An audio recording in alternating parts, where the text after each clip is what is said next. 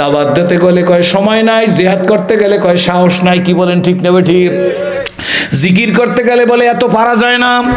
এক এক করিয়া সব সারিয়ে দেওয়ার কারণে আজকের আমাদের ইসলামী সারিয়ে দিছি। কি বলেন ঠিক না ঠিক? ভাইজান তা হয় না। আল্লাহর হাবিব যারে না বানাইলে আসমান জমিন গ্রহ নক্ষত্র সৌর জগৎ নবমণ্ডল ভূমণ্ডল কিছু বানাইতো না। উহুদের যুদ্ধের আগের রাত হযরত জাবের রাদিয়াল্লাহু তাআলা আনহুকে ডাক দিয়েছে, বাবা আব্দুল্লাহ। আব্দুল্লাহ ডাক দিয়েছে জাবের। জাবের দৌড়ে আসছে, হযরত আব্দুল্লাহ জাবেরকে জড়াই ধরছে। কষ্ট হয় নাকি আপনাদের? ডাক দিছে ভাইজান। আব্দুল্লাহ জড়াই ধরে ডাক দিয়ে, কে বাবা? ও জাবের, তুই আমার দিকে একটু তাকা। কয় আব্বা তাকাইছি। আমিও তোর দিকে তাকাইলাম। ডাক দিয়া বলে, জাবের তুই আমার গালের মধ্যে একটা চুমা দে। জাবের বাবার গালের মধ্যে একটা চুমা দিয়েছে, আব্দুল্লাহ বাবার ছেলের গালের মধ্যে চুমা দিয়েছে। আব্দুল্লাহর চোখ দিয়ে আমি সংক্ষেপ বলতেছি, অল্প সময়ের মধ্যে শেষ করে দেব। চোখের পানি বেয়ে বেয়ে পড়তেছে। ডাক দিয়ে বলে, আব্বু কাঁদেন কেন? আব্দুল্লাহ ডাক দিয়ে বলে, জাবের আজকের রাতের সাক্ষাৎই জীবনের শেষ সাক্ষাৎ। আর মনে হয় সাক্ষাৎ দুনিয়াতে হবে না, বাকি সাক্ষাৎ হবে জান্নাতের মধ্যে। জোরে কোন সুবহানাল্লাহ। জাবের রাদিয়াল্লাহু তাআলা ডাক দিয়ে বলে, আব্বু বুঝলাম না। কয় আব্বু বুঝবি না? আল্লাহর হাবিব মসজিদে নববীর মধ্যে তার স্বপ্নের ব্যাখ্যা করছে। আল্লাহর হাবিব গতকালকের রাত্রে স্বপ্নে দেখছে নিজের হাতে 70টা গাবি গরু নিজে জবাহ করছে। এ বাবা, আল্লাহর হাবিবের স্বপ্ন তোহি জাবের শোন। আল্লাহর নবী মসজিদে নববীর মধ্যে স্বপ্নের ব্যাখ্যা করছে। আল্লাহর হাবিব যে 70টা গাবি গরু জবাহ করা স্বপ্নে দেখছে, এর অর্থ নবীজি নিজে বয়ান করছে যে উহুদের যুদ্ধে আমার 70 জন সাহাবী শহীদ হইয়া যাইবে। আব্দুল্লাহ ডাক দিয়ে বলে, বাবা যাবে, আমি এর মধ্যে একজন, আমিও মনে হয় শহীদ হয়ে যাব। তোর বোন বেশি, ভাই কম। আমি কিন্তু তোদের মানুষ করতে যাই, অনেক টাকা ঋণ হয়ে গেছি। বাতাসের নোটিশ দিয়ে দেশে উত্তর দিকের বাতাস দক্ষিণ দিকে যাবে। কি বলেন ঠিক নেবে ঠিক? এই কারণে ঠান্ডা লাগে। ঠান্ডা কারো বাবার না। আমার শরীরে যেমন ঠান্ডা লাগে, প্রাইম মিনিস্টার শরীরেও সেই রকম ঠান্ডা লাগে। কোটিপতির যেমন ঠান্ডা লাগে, ভিক্ষুকেরও সেই রকম ঠান্ডা লাগে। এই বাতাসে হুকুম মানলো কার? আরো জোরে বলেন কার? 2 দিন আগে, 2 মাস আগে খেজুর গাছ ভালো করিয়া কাইটা, খেজুর গাছের পাটিটাকে যদি জমজমের পানি দিয়া ধুইয়া সরমনায় সরসিনা মোকাম্মে হুদ্দ ফাঙ্গাইসা তালগাইসা পিড়জি থানবী গাছজালি তবলিগ জামাত ইসলাম শাসনতন্ত্রের আমিরের হাতে হাত দাওয়াইয়া কলসাইনা ফাইটা খিলি লাগাই বলতেন, খেজুর গাছ বেশি রস চাই না, 1 কাপ রস চাই। হইতো জোরে কন। যে খেজুর গাছ দিয়ে আজকে রস পাইতেছেন, 2 মাস আগে কেন পান নাই? 2 মাস আগে খেজুর গাছ উত্তর দিয়ে দেবে, আমার হুকুম নাই তোমাকে রস দেওয়ার। যখন শীতের দিন আসবে তখন আমার থেকে রস পড়বে। এখন থেকে 2 মাস পরে যখন চৈত্র বৈশাখ মাস আইসে যাবে, ওই হাড়ি পাতবেন, ওই হাত দিয়ে এই গাছ কাটবেন, সেদিন আর রস হবে না। বলবে মাননীয় প্রধানমন্ত্রীর 1 কলস রসের দরকার। কয় প্রাইম মিনিস্টার কেন, নরেন্দ্র মোদী কেন, জো বাইডেনও যদি আমাকে নোটিশ দেয় এই গাছ থেকে রস দেওয়ার কোনো আইন নাই, আমি নরেন্দ্র মোদীর আইন মানি না, জো বাইডেনের হুকুম মানি না, মাননীয় প্রধানমন্ত্রী শেখ হাসিনা বিরোধী দলনেত্রী খালেদা জিয়ার আইন মানি না, আমি মানি আল্লাহর আইন। আর আইন জোরে বলেন। ওই দিন আমার উপরে আইন ছিল, আমি রস দিছি। আজকের আইন নাই, আমি রস দিতে পারি নাই। কি বলেন ঠিক না ঠিক? এই গাছটায় কার হুকুম মানে? মানে না শুধু মানুষ। কি বলেন ঠিক না ঠিক? এই মানুষ সম্পর্কে আল্লাহ বলে ইন্নাল ইনসানা লিরাব্বিহি লাকানুত। ঠিক না ঠিক? জোরে কন। নিশ্চয়ই এই মানুষ বড় নেমোখারাম। কারা? জোরে কন। খায় আমার দা, সেজদাতে পীর বাবার পায়। সত্য না মিথ্যা? জোরে বলেন। গাছ বাতাস পানি সব কার হুকুম মানে? এই মাঠে 2 মাস আগে, 3 মাস আগে আষাঢ় শ্রাবণ মাসে পানি থাকে কিনা? অথই পানি থাকে কিনা বাজান? এখন আপনারা বসছেন শুকনো জায়গায় না পানির মধ্যে? ওই পানি এখন নেছে কে? কোন বোতলে নিয়ে ভরিয়ে রাখছে? সেদিনের পানি আসতে বলছে, আজকের পানি যাইতে বলছে। পানিতে আল্লাহর হুকুম মানলো কিনা? যারা আল্লাহর হুকুম মানবে তাদের সামানের ব্যবস্থা আল্লাহর পক্ষ থেকে হয়ে যাবে। কি বলেন ঠিক না ঠিক? আবু জার গেফারির স্ত্রীকে ডাক দিয়ে বলে, শোন গো, আমি মারা গেলে ওই পাহাড়ের পাদদেশে গিয়াম ছোট্ট করে আওয়াজ দিয়া বলবি, শুনছুনি আল্লাহর হাবিবের প্রিয় সাহাবী হযরত আবু জার গেফারি আর দুনিয়াতে নাই। জীবনটায় আমার কথা বলতেছি, সব জায়গায় বলিও না, প্রসঙ্গ আসছে সেই জন্য 1 মিনিটে শেষ করি। কনফিডেন্স, আস্থা ছিল মালিক তুমি ব্যবস্থা করবা। সব ব্যবস্থা করার মালিক কে? জোরে কন। ও সেরাজি তোরে পাইলে রাখছে কে? সাথে একটা কথা বইলে যাই, নতুন লোক তো প্রায় মাহফিলেই থাকে। স্কুল কলেজ ইউনিভার্সিটির ভাইরা, পথ হারা মত হারারা, আল্লাহকে মানো। আল্লাহকে যারা মানো না, ইসলাম বিদ্বেষী, ইসলামের পক্ষে, সবাই পায়ের উপর হাত দিয়ে আমি সেরাজি বইলা যাইবা যান। হয়তো বা আমি বুঝাইতে পারবো না, আপনাদের বোঝার যোগ্যতা আছে। হয়তো আমার বুঝাইবার এলেম নাই, আপনাদের বোঝার এলেম আছে। বাবা বন্ধুরা,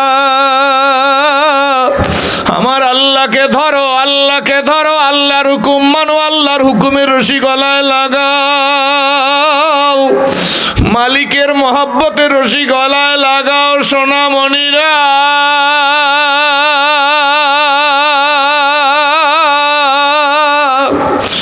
যা চাইবা তাই পাইবা, হার করে দেন কত তৈয়ার হয়।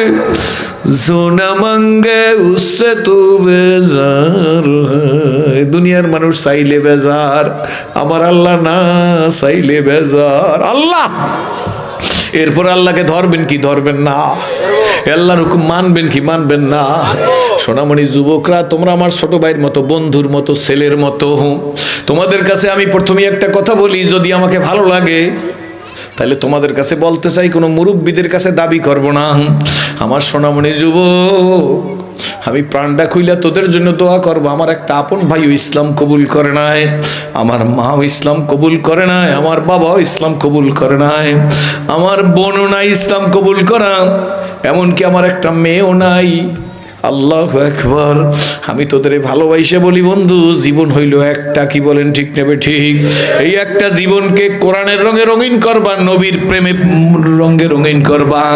এমন যুবক কারা একটু দাঁড়াইয়া ঠান্ডার মধ্যে আমার সামনে দেখাও। আল্লাহ তুমি কবুল করো। যুবকেরা, শুধু যুবকেরা দাঁড়াইয়া দেখাও। যুবক, আমি প্রাণটা খুইলে আজকের একটা দোয়া করবো, আল্লাহ তুমি কবুল করো। আল্লাহ, আমার এই সোনামণি, আমার ভাইয়েরা, আমার সম্মানিত মেহমানরা, হক্কানি ওলামা একরামরা, সাদা দাড়িওয়ালা বাজানেরা, এদের জন্য দোয়া করেন। আল্লাহ যেন আব্দুল ইবনে মাসুদের মতো বানায়, খালেদ বিন ওলীদের মতো বানায়, আবু বকর, ওমর, ওসমান, আলী, হায়দারের মতো বানায়, সাদ, সাঈদ, তালহা, জুবায়ের মতো বানায়। আল্লাহ তুমি কবুল করো। আমার এই যুবকদেরকে যেন আল্লাহ বেকারত্বের অভিশাপ থেকে মুক্তি দিয়া দেয়। আলহামদুলিল্লাহ বইলে বৈশা পড়েন। আল্লাহু আকবার। আওলাদু ওয়াজবাবু দিয়ার মালিক রাখি সভুলাইয়া,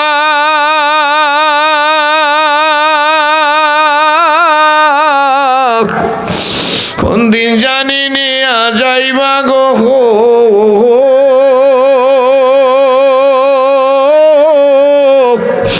এই মসজিদের পালকিতে শোয়াইয়া রে, কবর দেশে যাইয়া একা কবরে,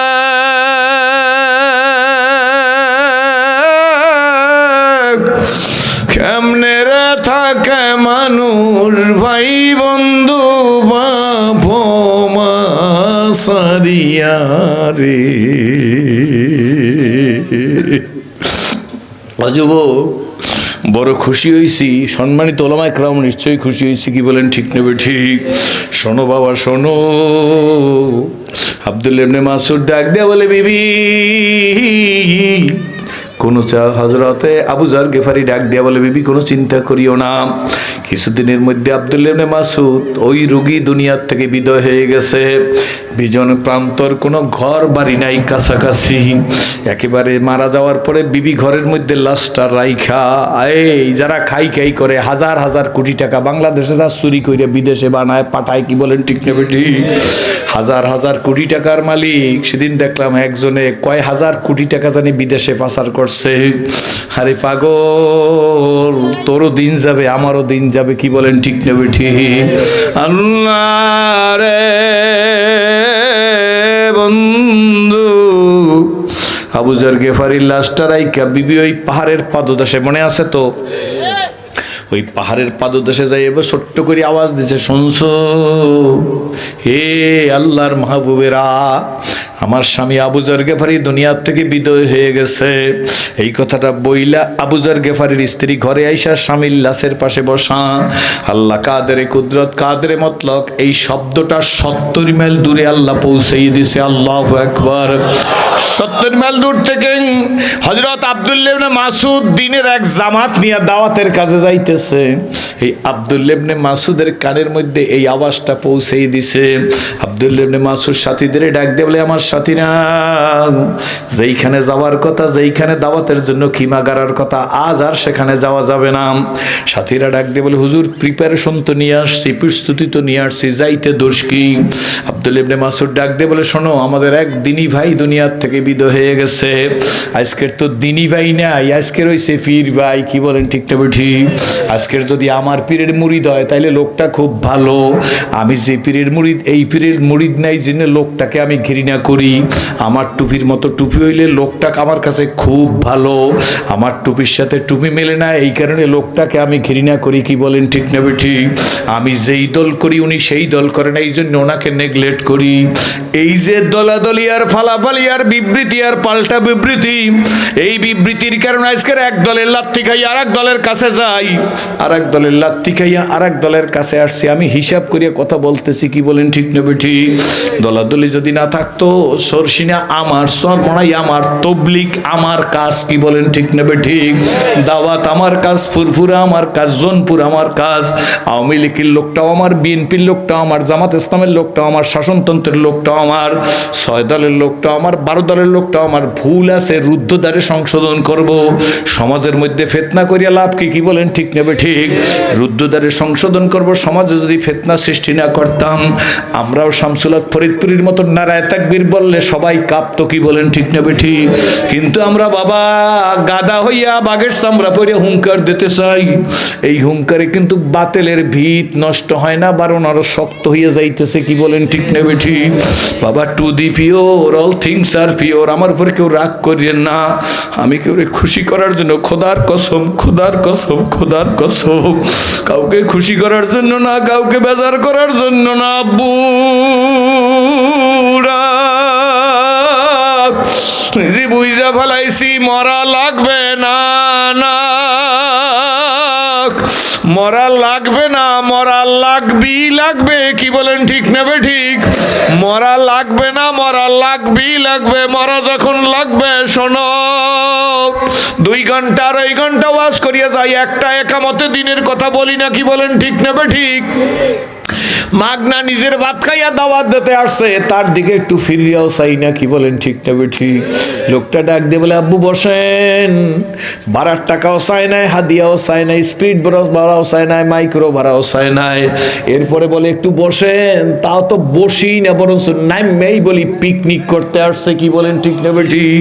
তোর মতো কপাল পরা আর কেউ নাই। লোকটা এসে বলে, ভাইজান 3 দিন চরমনাইয়ের মাহফিলে চলেন, আপনারও কাজ নাই, আপনারা যাইয়ে থাকেন। কয় 3টা দিন তবলিগের সময় দেন। আপনাদের কাজ নাই, আপনারা যাইয়ে থাকেন। আজ বুঝবা না, বুঝবা কাল, নিজের কপাল থাবড়াবা দিবা গাল। তুমি বলো সময় নাই, আমি বলি সময় নাই। পানির মধ্যেও তো কোনো ছিদ্র নাই। কি বলেন ঠিক না ঠিক? পানিতেও তো কোনো ছিদ্র নাই, কিন্তু গামছা কাঁধে দিয়ে পুকুরের পাড়ে যাইয়া যখন পানির মধ্যে নাইমা ডুব দিই, পানির মধ্যে ঢুকতে পারি কি পারি না? জোরে বলেন। এই পানিতে কোনো ছিদ্র আছে নাকি? আব্বা জোরে কন। পানির মধ্যে কোনো ছিদ্র আছে? এই পানির মধ্যে ছিদ্র করলো কে? কয় আমি যখন ডুব দিছি ছিদ্র হয়ে গেছে। তুমি যখন সময় আল্লাহর জন্য দেবে, আল্লাহ পাক তোমার সময়ের বরকতটা নসিব করিয়ে দেবে। কি বলেন ঠিক নেবে ঠিক? এত বরকত বুঝাইতে চেষ্টা করি, মানুষ কেন বোঝে না? একটা কুকুরের বাচ্চা হয় 6টা 7টা 8টা। কি বলেন ঠিক নেবে ঠিক? একটা কুকুরকে জবাই দিয়ে খায় না, একটা কুকুর কোনো পূজা পার্বণ অনুষ্ঠানে লাগে না, একটা কুকুর দিয়ে কেউ সেবা শুশ্রূষা করে না। কিন্তু একটা গরুর বাচ্চা হয় একটা, দৈনিক 1000 লাখ লাখ গরু জবাই হয়। কি বলেন ঠিক নেবে ঠিক? এরপরেও পরিসংখ্যান মন্ত্রীর কাছে জিজ্ঞাসা করেন, এই দেশে গরু বেশি না কুকুর বেশি? পরিসংখ্যান করা লাগবে না, এমনি আপনারাই বলবেন হুজুর কুকুরের চাইতে গরু বেশি। কেমনে? কুকুর হইল 60টা, গরু হইল একটা। একটা কুকুরও কেউ জব দিয়ে খাইলো না, কিন্তু গরু লক্ষ লক্ষ জবই হইয়া গেল। কি বলেন ঠিক নেবে ঠিক? অর্থাৎ ওই কুকুর 7টা 8টা 10টা হইলে লাভ হইবে কি? কুকুরের মধ্যে বরকত নাই। গরু একটা বাচ্চা হইলে লাভ হইবে কি? এই গরু লক্ষ লক্ষ খাইলে কাজ হইবে কি? গরুর মধ্যে হইলে বরকত, হারামের মধ্যে কোনো বরকত নাই, সব বরকত হইল হালালের মধ্যে। কি বলেন ঠিক না বেঠিক? এই জন্য বাবা বুকে হাত দিয়া বলবেন, সরমনাই আমার, সরসিনা আমার, ফুরফুরা আমার, জনপুরা আমার, তবলিগো আমার কাজ। মুড়ির মোয়ার মতো যদি মিল্লা থাকতে পারি এই কপালে সুখ হবে না হয় মুসলমানের জিল্লেতির আর কোনো শেষ থাকবে না। কষ্ট কিন্তু শুরু হইছে, এখন পর্যন্ত আরম্ভ হয় না, শেষ হবে কোথায় যাইয়া বলতে পারি না। কি বলেন ঠিক না বেঠিক? শোনো বন্ধু, এসেছিলে যেদিন কেঁদেছিলে তুমি, হেসেছিলে দুনিয়ার সবাই, আবার এমন জীবন তুমি করো হে গঠন, মরিলে হাসিবে তুমি, কাঁদিবে ভুবন। 70 মাইল মনে আসতো? কষ্ট হয় নাকি? 70 মাইল দূর থেকে আব্দুল্লাহ ইবনে মাসউদের কানে এই শব্দটা পৌঁছে দিছে। আব্দুল্লাহ ইবনে মাসউদ ডাক দিয়ে বলে, সাথীরা,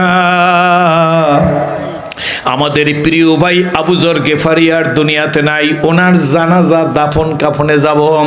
তখন সাথীরা ডাক দিয়ে বলে, হুজুর উনি যে মারা গেছে আপনার কাছে কে বললো? উটের পিঠেও কেউ আসলো না, টেলেক্স টেলিফোন মোবাইল তো সেই যুগে ছিলই না। আব্দুল্লাহ ইবনে মাসউদ ডাক দিয়ে বলে, সাথীরা গো, একটু আগে আমি কোনে কানে শুনতে পাইলাম এক অনাথ অবলার আওয়াজ, ডাক দিয়ে বলতেছে, হযরত আবু যর গেফারি দুনিয়ার বুকে নাই। কই হুজুর আপনি শুনছেন? বলে হ্যাঁ। বলে এখন যাবেন কেমনে? কয় হুজুর হাঁটা শুরু করো। কয় এখান থেকে 70 মাইল দূর, নট কিলোমিটার, মাইল। বলে 70 মাইল দূরে যাইয়া তার কাদাফন কাপন কেমনে দিবেন? কয় শোনো, আমরা হাঁটা শুরু করি, আমাদের কাজ আমরা করব, আল্লাহর কাজ আল্লাহ করবে। জোরে বলেন সুবহানাল্লাহ। আমরা হাঁটি। আব্দুল্লাহ ইবনে মাসউদ ডাক দিয়ে বলে, সাথীরা হাঁটো, আবু যর গেফারির দাফন কাফনে শরীক হব। এমনও তো হতে পারে আল্লাহ পাক রব্বুল আলামিন রাস্তাকে ছোট করিয়া দেবে। কি পারে না? পারে না? জোরে খান। বাংলার একজন প্রখ্যাত মুফাসসিরে কোরআন চট্টগ্রাম ঐতিহাসিক প্যারেড ময়দানে 3 দিন মাহফিল হইতো, শেষ দিনে জায়গায় ধরতো না, তখন তিনি বলতো, আল্লাহ এই মাঠটাকে তুমি প্রশস্ত করে দাও, বাড়াইয়া দাও। পারে না? পারে না? জোরে খান। পারে কি পারে না? আল্লাহু আকবার। তার কবরকে আল্লাহ জান্নাতের বাগান বানাই দিও। বাবা দিলদার একটু উদার রাখেন, মানুষের জন্য দোয়া করেন, কারোর ছোট মনে করিয়েন না। আপনিও ভুলের উঠতে না, আমিও ভুলের উঠতে না। আপনিও জান্নাতের সার্টিফিকেট পান নাই, আমিও জান্নাতের সার্টিফিকেট পাই নাই। বরঞ্চ যেখানে পাইবে চাই, কুরাইয়া লইও তাই, পাইলেও পাইতে পারো অমূল্য রতন। আব্দুল্লাহ ইবনে মাসউদ হাঁটা শুরু করছে সাথীদের নিয়ে, আল্লাহ রাস্তা ছোট করিয়ে দিয়েছে। জোরে কোন সুবহানাল্লাহ। যেই সময় যাওয়ার কথা তার আগে চলে গেছে। আবু যর গেফারির ঘরের সামনে যাইয়া আব্দুল্লাহ ইবনে মাসউদ ডাক দিয়ে বলে, হে আমাদের বোন,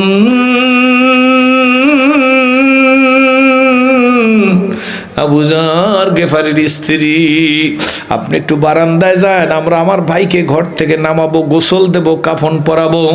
আবু যর গেফারির স্ত্রী বারান্দায় গেছে, সাথীরা নাই, আব্দুল্লাহ ইবনে মাসউদ সহ লাশ ধরিয়া বারান্দায় উঠানে বাইর করিয়া তারপরে তারা ঠিকভাবে গোসল দিতেছেন। বন্ধু বান্ধব যখন গোসল দেওয়া হয়ে গেছে, একজন আরেকজনের মুখের দিকে তাকায়, আর একজন আরেকজনের মুখের দিকে তাকায়, আর প্রত্যেকের চোখ দিয়ে দর দর করিয়া পানি পড়ে। আবু যর গেফারির ঘরের মধ্যে ডুইকা দেখে এমন কিছু নাই যা দিয়া তার কাফনের ব্যবস্থা করা হবে, এমন কোন সম্পদ নাই যা দিয়া বাজার থেকে কাফনের কাপড় কিনে আনবে। একজন আরেকজনের দিকে তাকাইতেছে। আব্দুল্লাহ ইবনে মাসউদ নামাজে দাঁড়ানো, নামাজের সালাম ফিরাবার পরে যারা গোসল দিয়েছে তারা আব্দুল্লাহ ইবনে মাসউদের কাছে গেছে, হাতের ইশারা করে কয়, হুজুর গোসল তো দাও হয়ে গেছে, কিন্তু কাফনের কাপড় কই? আব্দুল্লাহ ইবনে মাসউদ কেঁদে ফেলছে, কাফনের কাপড় দেখো না? বলে না, চিন্তা করিও না, যে মালিক আমাদের ভাই আবু যর গেফারিকে মৌতের বিছানায় ঘুম পড়াইছে, সেই মালিক আমার ভাই আবু যর গেফারিকে বেইজ্জত করবে না। বলে হুজুর কথা তো ঠিক, কিন্তু তার কাফনের কাপড় কোথায়? আব্দুল্লাহ ইবনে মাসউদ ভাইয়ের কাছে আইসা, আবু যর গেফারির কাফনের কাছে আইসা, তার মাথার মধ্যে পাগড়ি বাঁধা ছিল। আব্দুল্লাহ ইবনে মাসউদ মাথার পাগড়ি খুলে হাতের মধ্যে নিয়ে বলেন, নে নে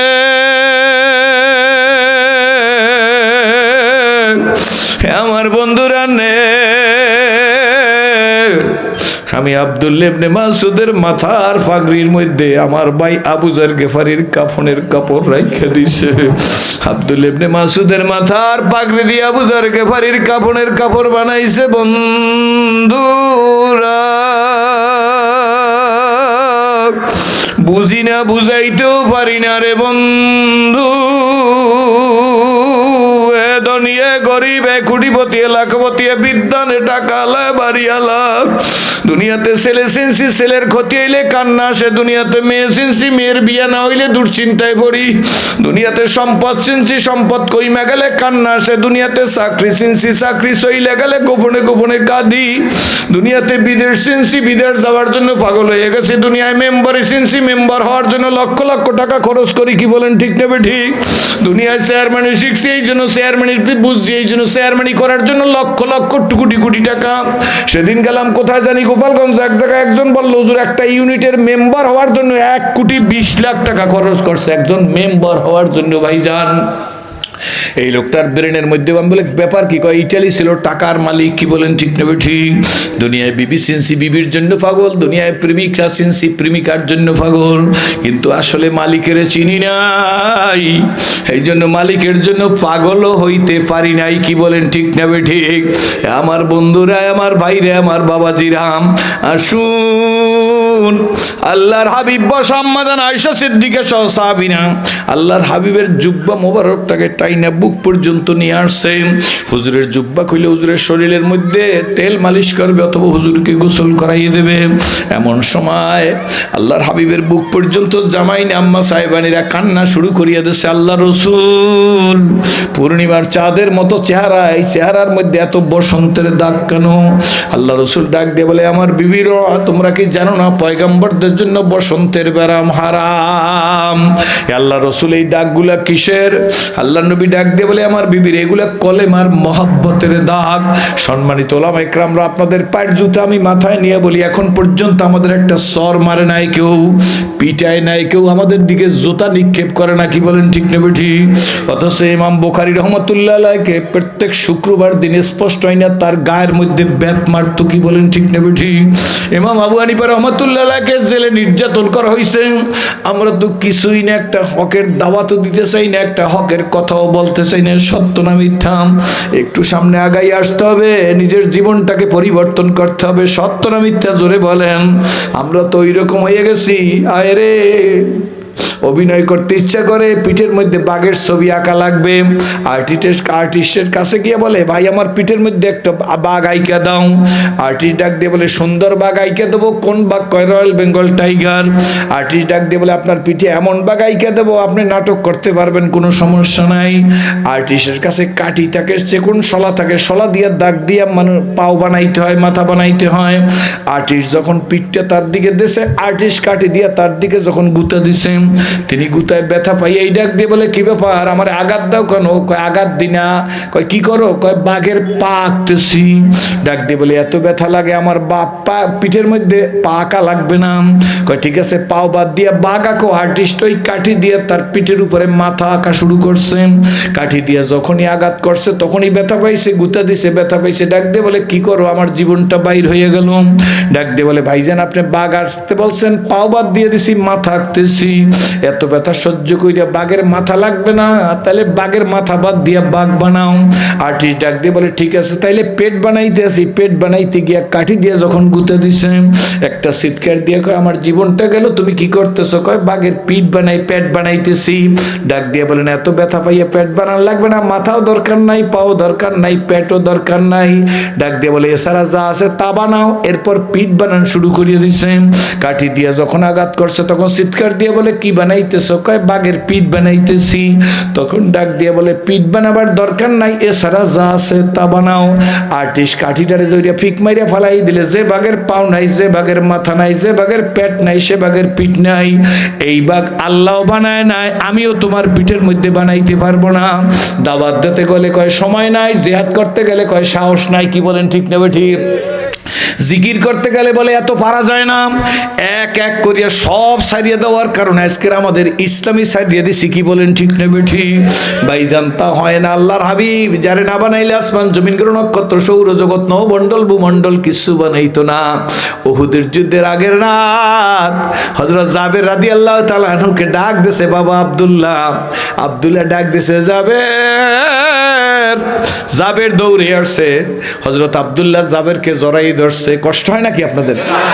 ডাক দিছে ভাইজান, আব্দুল্লাহ জড়াই ধরে ডাক দিয়ে, কে বাবা? ও জাবের, তুই আমার দিকে একটু তাকা। কয় আব্বা তাকাইছি। আমিও তোর দিকে তাকাইলাম।